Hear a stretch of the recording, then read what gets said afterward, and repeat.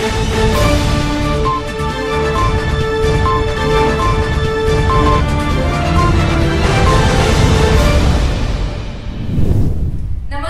मी सुषमा. आपण पाहत आहात 7 स्टार एक्सप्रेस.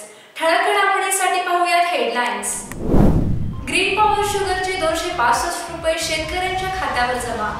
कामगारांना दिवाळीनिमित्त एक पगार बोनस तर सभापतींना 10 किलो साखर मोफत. प्रतापराव साळुंखे यांना यशवंतराव चव्हाण प्रतिष्ठान पुरस्कार जाहीर.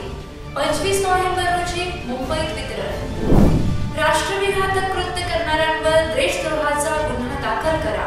विट्यात हिंदू धर्म सेनेची मागणी. ऊस काळात निर्णयाचे शेतकऱ्यांकडून स्वागत. ग्रामीण भागातील चित्र. ग्रीन पॉवर शुगरचे 265 रुपये शेतकऱ्यांच्या खात्यावर जमा. कामगारांना दिवाळीनिमित्त एक पगार बोनस तर सभासदांना 10 किलो साखर मोफत. ग्रीन पॉवरचे कार्यकारी संचालक संग्रामसिंह देशमुख यांची माहिती. ग्रीन पॉवर शुगर्स लिमिटेड या साखर कारखान्याकडे सन 2015-16 या गळीत हंगामात गाळपास आलेल्या ऊस बिलापोटी प्रति मेट्रिक टन 265 रुपये प्रमाणे रक्कम शेतकऱ्यांच्या खात्यावर वर्ग करण्यात आली, अशी माहिती ग्रीन पॉवरचे कार्यकारी संचालक संग्रामसिंह देशमुख यांनी दिली. दिवाळीनिमित्त कामगारांना एक पगार बोनस तर शेतकरी सभासदांना 10 किलो साखर मोफत देण्यात येणार असल्याचेही कार्यकारी संचालक संग्राम देशमुख यांनी सांगितलेले आहे. ग्रीन पॉवर शुगरने गळीत हंगामा 2015-16 गळीत हंगामासाठी 2140 रुपये प्रति मेट्रिक टन उचल अदा केलेली आहे. आता देण्यात आलेल्या 265 रुपयांमुळे आतापर्यंत एकूण 2405 रुपये प्रति मेट्रिक टन प्रमाणे रक्कम शेतकऱ्यांना देण्यात आली आहे. प्रतापराव साळुंखे यांना यशवंतराव चव्हाण प्रतिष्ठान पुरस्कार जाहीर. दिनांक 25 नोव्हेंबर रोजी मुंबईत वितरण. ज्येष्ठ गलाई व्यावसायिक व शिवप्रताप मल्टीस्टेट पतसंस्थेचे संस्थापक प्रतापराव साळुंखे यांना यशवंतराव चव्हाण प्रतिष्ठान यशवंतराव चव्हाण पुरस्कार जाहीर करण्यात आला आहे. अत्यंत प्रतिकूल परिस्थितीत परराज्यात जाऊन गलाई व्यावसायिकांच्या माध्यमातून समाजातील अनेक युवकांना रोजगारासाठी मदत करणे आणि गावाकडे सामाजिक कार्यात सहभाग घेऊन प्रतापदादांनी केलेल्या कामाचा हा गौरव आहे.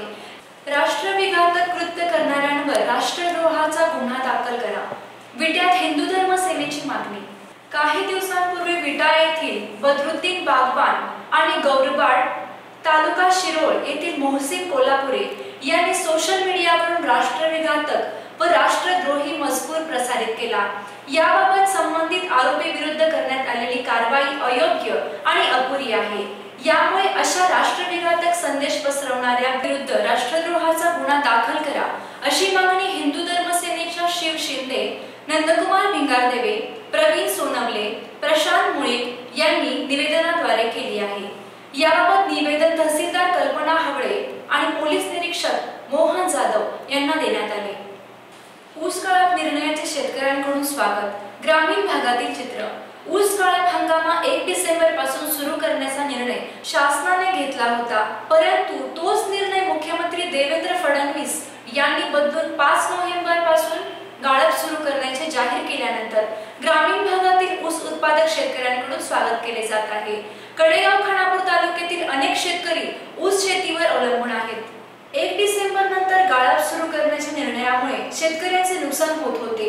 सरकारच्या या निर्णयामुळे दिवाळी फटाक्यांच्या धुरानंतर आता कारखान्यांचा धूर निघणार आहे. सरकारने असेच शेतकऱ्यांच्या बाजूने निर्णय घेऊन ऊस उत्पादक शेतकऱ्यांना चांगला दर द्यावा, अशी मागणी केली जात आहे.